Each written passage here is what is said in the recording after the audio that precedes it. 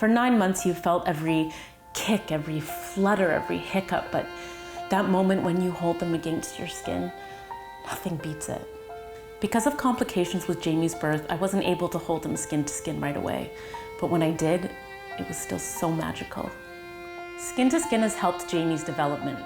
He mimics my breathing, he has less anxiety, and it even helps him sleep better. Skin to skin gives them a sense of calm and peace that only we can give. You can learn more at nobabyunhugged.ca.